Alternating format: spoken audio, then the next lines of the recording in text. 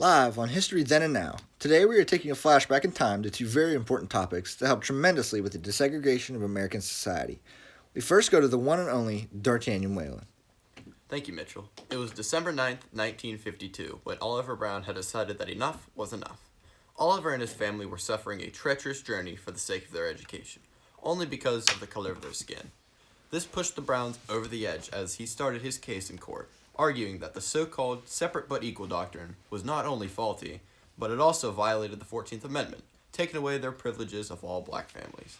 Throughout their court journey, the Browns had held 6 cases in 5 jurisdictions. All these cases held in the states of Kansas, South Carolina, Virginia, Delaware, and even in Washington, D.C. These cases were important to the Browns for the sake of their education, as well as helping the others, thus being the main motive to the startup of the trials. The Browns ended up winning over the jury and therefore helping for the drive towards the civil rights movement. Now here's Mitchell Gehring for more news on how the cases impacted America. Thank you, D'Artagnan. During Brown's time, more hate was brought to the African American community. Brown was a major contributor of equality for African Americans. Schools are now fully desegregated and mixed-race neighborhoods are found all around. Brown versus the Board of Education was one of the most historic events in African American history. Finally, Bobby Badaki takes a look at one of the most profound athletic African Americans. Born January 31st, 1919, Jackie Robinson became an apple of the eye with his athletic talent.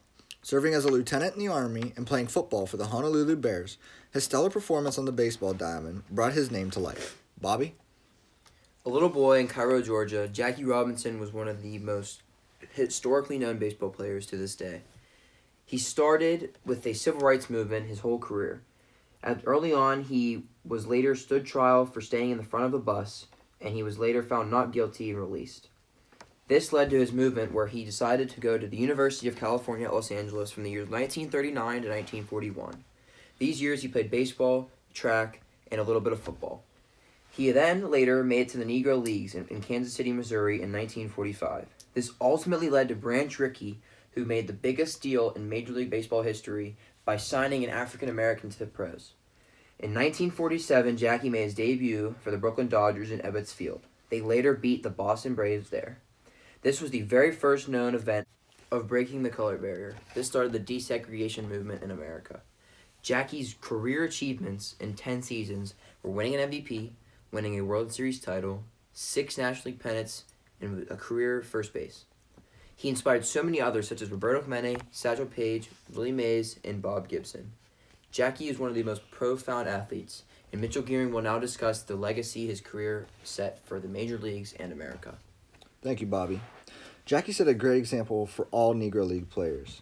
Some great Negro League teams included Pittsburgh's own Homestead Grays and the Pittsburgh Crawfords. Due to Jackie's great heroic accomplishments, a quarter of the MLB is now African American. Jackie's infamous jersey number 42 is now retired all throughout baseball. He is now celebrated every April 15th. Thank you for joining us today on History Then and Now. Have a great evening.